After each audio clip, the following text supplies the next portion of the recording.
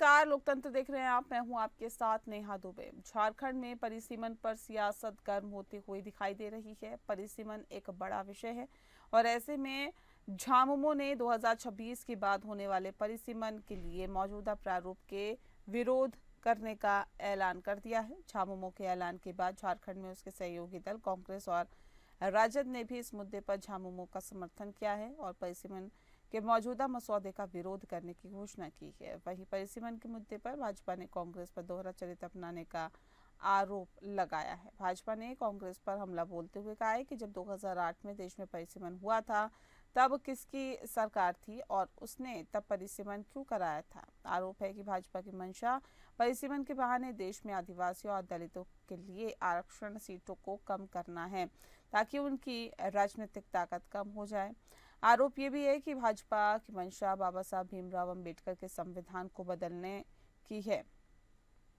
संविधान में अधिकतम 550 लोकसभा सदस्यों की अनिवार्यता है, लेकिन परिसीमन के मौजूदा प्रारूप में लोकसभा की संख्या 846 हो जाएगी। परिसीमन का कांग्रेस भी विरोध कर रही है। वहीं बीजेपी का कहना है कि झामुमो एक क्षेत्रीय पार्टी है और वह कई मुद्दों पर इस तरह विरोध कर सकती है, लेकिन अगर कांग्रेस एक राष्ट्रीय पार्टी होने के नाते परिसीमन का विरोध करती है तो उन्हें बताना होगा कि 2008 में जब परिसीमन हुआ था तब दिल्ली में कांग्रेस की सरकार थी, तब उसने परिसीमन क्यों कराया था। भाजपा नेता ने कहा कि कांग्रेस को अपने दोहरे चरित्र के लिए जनता को जवाब देना होगा। जेएमएम का स्टैंड है कि केंद्र सरकार खासकर आदिवासी क्षेत्र और अनुसूचित जाति क्षेत्र को टारगेट कर रही है। राज्य में 14 लोकसभा में 5 सीट अनुसूचित के लिए आरक्षित है, लेकिन 24 सीट होने के बाद भी अनुसूचित सीट वही रहेगी। आज हम झारखंड में परिसीमन की सियासत को समझने की कोशिश करेंगे।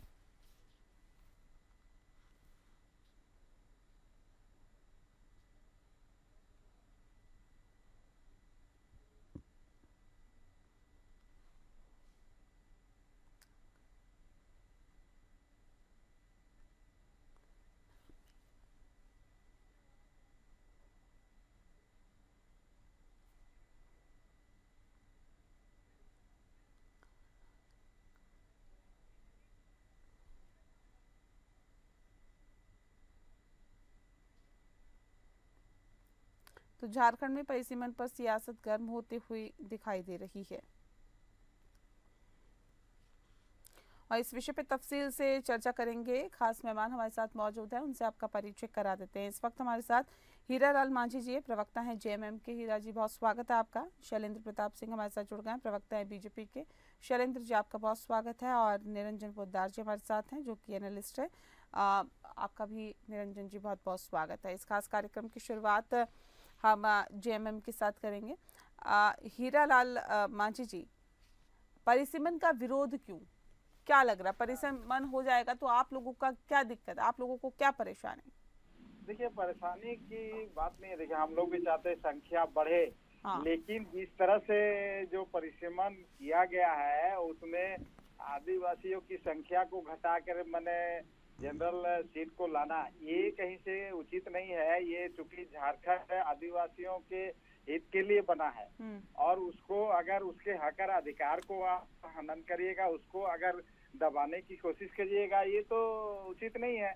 इसलिए जेएमएम हमेशा से यहाँ के आदिवासी मूलवासी, यहाँ के दलित पिछड़ा वर्गों का ख्याल रखते हुए थी और उसी का आज हनन हो रहा है, उसी का अधिकार को वंचित किया जा रहा है। ये कहाँ का अन्याय है? अब केंद्र सरकार अगर मनमानी करे तो ये तो उचित नहीं। इसमें तो झारखंड मुक्ति मोर्चा नहीं बैठेगा, इसलिए हम लोगों ने इस परिसीमन का विरोध किया है। और किसी तरह शैलेंद्र प्रताप सिंह जी, आपने सुना ये क्यों विरोध कर रहे हैं?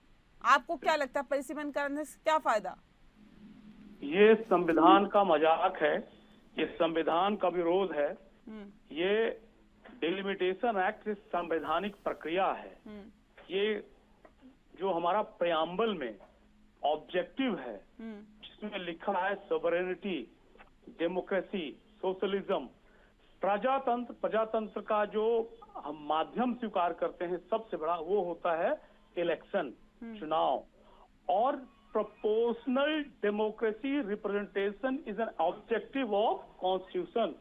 हर जगह प्रोपोर्शनल रिप्रेजेंटेशन हो कोई लोकसभा बड़ी ना हो, कोई लोकसभा छोटी ना हो, ये संविधान का ऑब्जेक्टिव है, ये संविधान का एम है, ये जो कॉन्स्टिट्यूशनल मेकर थे उनका प्रावधान है, ये नेहरू का विरोध है, ये मुंशी का विरोध है, ये अंबेडकर का विरोध है, ये पूरे जो कॉन्स्टिट्यूशनल डेमोक्रेसी जो भारत का आधार है वो भारत का विरोध है। इस तरह से इंडी गठबंधन गिर जाएगा कि हम संविधान तो, जिस संविधान की अभी इलेक्शन हुआ है लोकसभा का, संविधान की बचाने की चर्चा कौन करता था? ये इंडी गठबंधन करता था। लाल डायरी लेके घूम रहे थे।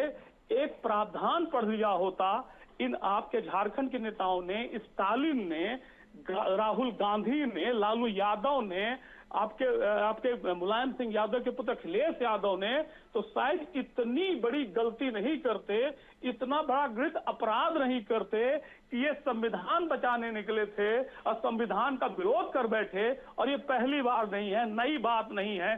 जिस तरह से 1976 में संविधान का मजाक बनाया गया था, सेकुलर शब्द अंबेडकर ने नहीं घुसेड़ा था, सेकुलर शब्द ला के भारत की सबसे बड़ी परंपरा को आघात करने का कार्य जो किया था, ये कांग्रेस की पार्टी ने किया था, इंडी गठबंधन ने किया था। इस तरह का इतना बड़ा पाप जो प्रजातंत्र में अक्षम्य है, जिसे माफ नहीं किया जा सकता, वो माफ का अपराध करने का इंडी गठबंधन किया। स्टालिन तो कहते थे सनातन को मिटाना है, सनातन को मिटाना है। इंडी गठबंधन कह रही है कि संविधान को मिटाना है और संविधान के माध्यम से ये तो आरोप आप पे लग को रहा है ना, ये तो कह रहे हैं कि आप लोग संविधान को, बाबा भीमराव अंबेडकर के संविधान को हटाना चाहते हैं। पढ़िए आर्टिकल 82 पढ़िए, आर्टिकल 172 पढ़िए द कॉन्स्टिट्यूशन। ठीक है, जवाब दीजिए हीरालाल मांझी जी, कैसे हटाना चाहते हैं, कैसे खत्म करना चाहते हैं संविधान को? जी हीरालाल जी, चलिए आवाज वहां तक नहीं पहुंच पा रही। निरंजन जी, इस पर इतनी राजनीति क्यों? परिसीमन होना है, नहीं होना है, कैसे होना है, कैसे नहीं होना है, इस पर अपनी अपनी राजनीतिक पार्टियां अपना अपना फायदा नुकसान देख रही है। मैंडेट है नेहा जी, कॉन्स्टिट्यूशनल मैंडेट है, ये संवैधानिक मैंडेट है, ये करना ही करना है। ठीक है निरंजन जी।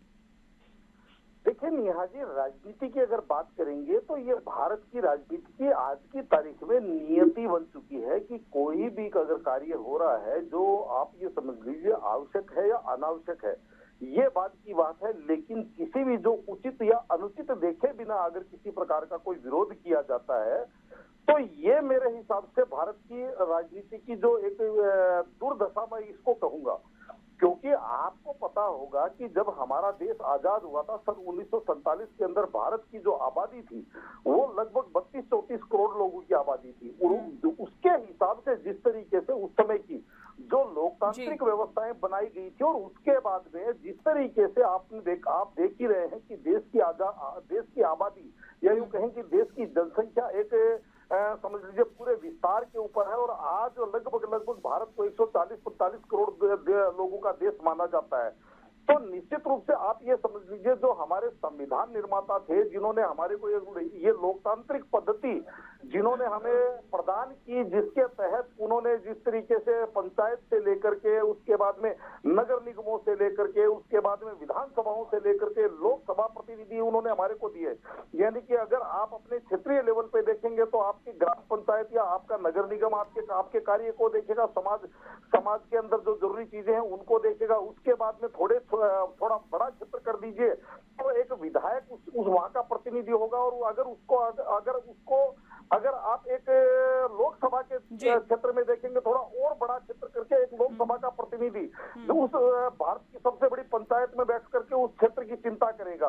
तो आप ये मान के चलिए आज की तारीख में भी अगर देखेंगे तो एक लोकसभा के अंदर कई लोकसभा में तो 25 से 30 लाख तक के वोटर है। अब मुझे ये चीज समझ में नहीं आती, एक व्यक्ति 30 लाख वोटरों को कैसे मैनेज कर सकता है, कैसे उनकी सेवा कर सकता है। तो अगर उसकी जगह रिपरिसीमन करके न्याय जी अगर मान लीजिए यहाँ पे संख्या बढ़ाई जाती है और इसके लिए समाज सुधार में कोई कार्य होता है या यूं कहें कि देश के विकास के अंदर अगर इसके अंदर कोई चीज अगर समझ लीजिए अगर बढ़ोतरी के लिए अगर कोई उपाय किया जाता है तो उसका भी विरोध करना मेरे हिसाब से कहीं भी न्यायोचित नहीं है।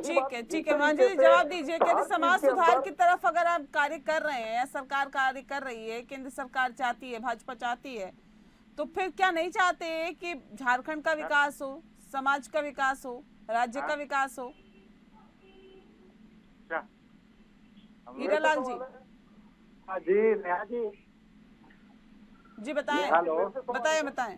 हम लोग परिसीमन का मैंने कहा ना कि हम लोग संख्या बढ़ाने के लिए कहीं विरोध नहीं कर रहे हैं, लेकिन अब संख्या बढ़ाने को लेकर बहाना मैंने उसके बहाने अगर आदिवासी हरिजन सीटों को कम करिएगा, ये तो न्याय उचित नहीं है, क्योंकि राज ही बना है यहाँ के आदिवासी, यहाँ के दलित पिछड़ा वर्ग, यहाँ के मूलवासियों का विकास के लिए, और उसी को अब वंचित रख रहे हैं।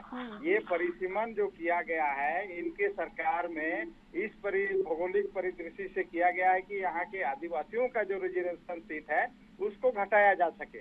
हम संविधान का विरोध नहीं करते हैं। ठीक है, जवाब दीजिए शैलेंद्र जी। संविधान तो सीधे आरोप है तो ये कि आदिवासी और दलितों की सीटों को कम करने के लिए जो आरक्षित सीटें हैं उनको कम करने की कोशिशें हैं परिसीमन के जरिए।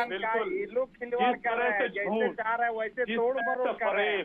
जिस तरह से संविधान में छेड़छाड़ करना हमारी ये आदिवासियों को गुमराह का प्रयास कर रहे हैं, उनको पढ़ने देना नहीं चाहते हैं, उनको एम्प्लॉयमेंट देना नहीं चाहते हैं, उनकी अवेयरनेस नहीं चाहते, वो नहीं चाहते। मैं आ रही हूँ हीरालाल जी, आ रही हूँ, एक सेकंड आ रही हूँ, पहले जवाब दे लेते, फिर मैं आती हूँ दोबारा से।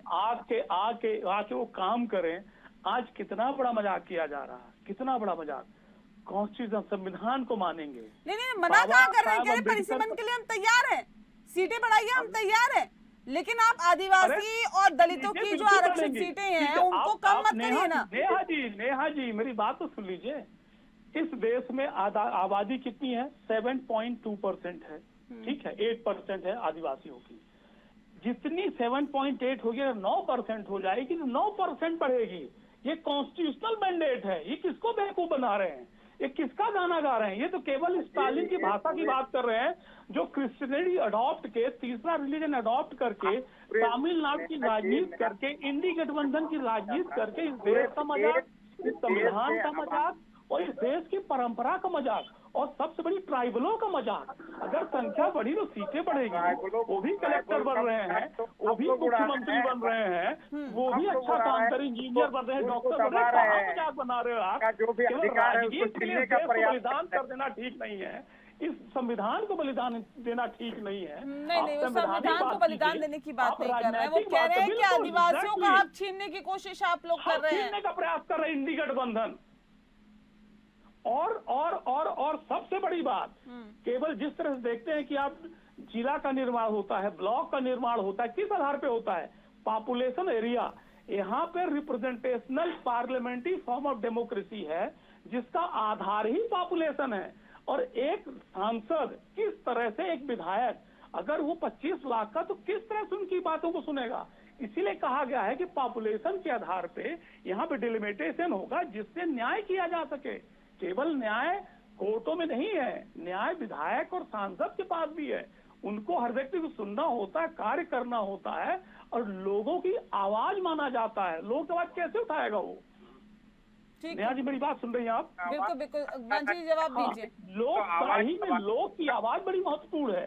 सबके पास बराबर आवाज हो, बराबर अधिकार आवाज उठाने का हो, अपने इशू उठाने का हो, तो कैसे कर पाएगा? ठीक है, जवाब दे रहे हैं, अब जवाब दे रहे, सुनिए अब शैलेंद्र जी सुनिए। ठीक है हीरालाल जी। नेहा जी, ये लोग आवाज बोल रहे हैं कि आदिवासी एमएलए एमपी आवाज रखते हैं, सही बात है। आवाज रखने के पर अपने सीएम का मजाक उठा रहे हैं, एमपी आवाज नहीं उठा सकते क्या है? ये बाबा साहब अम्बेडकर का मजाक उठा रहे हैं, हेमंत सोरेन का मजाक उठा रहे हैं आप। इसको रखने के लिए आपको आरक्षण देश के नेता है, किस आधार पर जो है आरक्षण नहीं, क्यों आपको ऐसा लग रहा है कि सीटें कम कर देंगे वहाँ पर?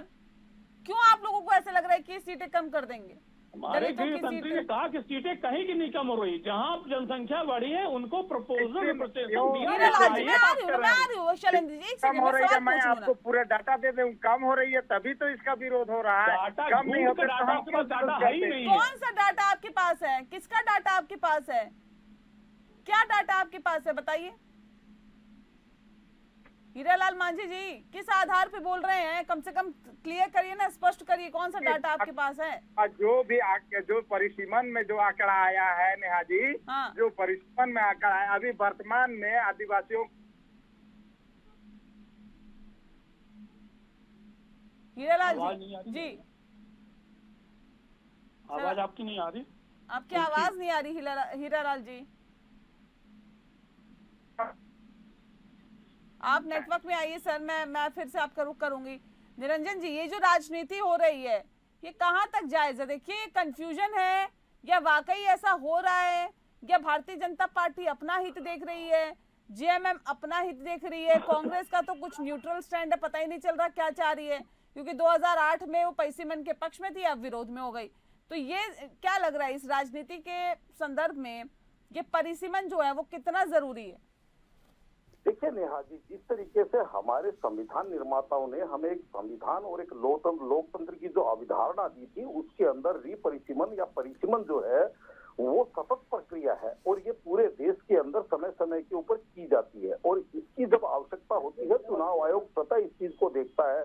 और यहाँ पे जो कहा जा रहा है, यानी कि जिस तरीके से कहा जा रहा है कि भाई यहाँ पे आदिवासी वंचित या समझ लीजिए जो शोषित समाज है उसका कहीं रिजर्वेशन में कम, निश्चित रूप से आप इस चीज को समझ के चलिए कि जो उनका आरक्षित जो सीटें हैं, जितना प्रतिशत आरक्षित सीटें राजनीति के अंदर या यूं कहें कि चुनावी प्रक्रिया में या जो भी व्यवस्था है, उस व्यवस्था को कोई माई का दाल जब तक संविधान संशोधन होता है नहीं है तब तक उसको छेड़ नहीं सकता। और मेरा ये मानना है कि अगर मान लीजिए ये जो परिसीमन का जो जब तक होता नहीं है, जब तक इसका एजेंडा पब्लिक के सामने नहीं आता, तब तक आप इस चीज का पहले से ही कैसे अनुमान लगा पाते हैं, ये चीज मेरे को समझ से परे की चीज है।